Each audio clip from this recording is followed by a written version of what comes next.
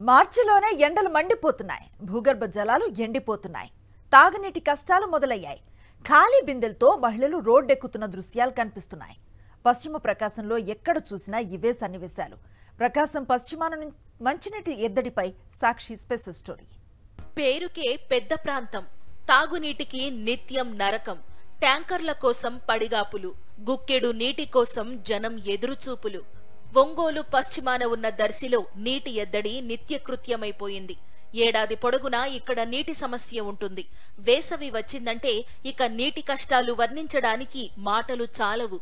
స్నానాల మాట అటుంచి తాగడానికి కూడా గుక్కెడు నీళ్లు దొరకని పరిస్థితి. తాగునీటి కోసం ఇక్కడ జనం అల్లాడిపోతున్నారు.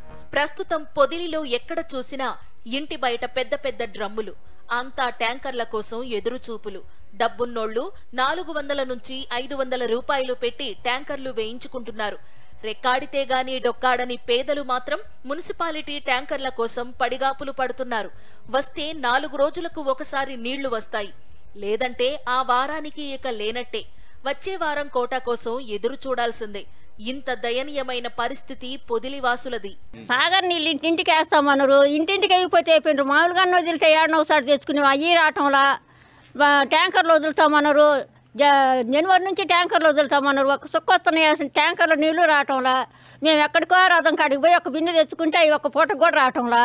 ఎన్నిసార్లు దిగి తెచ్చుకునేము ఎండలకి. ఈ ప్రాంతంలో మంచినీటి కోసం మహిళలు రోడ్డెక్కని రోజు లేదు. ట్యాంకర్స్ తో నీటిని సరఫరా చేస్తున్నప్పటికీ అరకొరగా మాత్రమే అందుతున్నాయంటున్నారు స్థానికులు.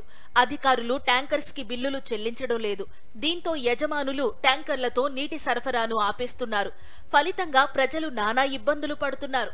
వైఎస్ఆర్సీపీ ప్రభుత్వంలో దర్శి సాగర్ కెనాల్ నుంచి పొదిలి చిన్న చెరువుకి నీటిని పైప్ లైన్ ద్వారా తరలించడానికి 5 కోట్లతో పని ప్రారంభించారు.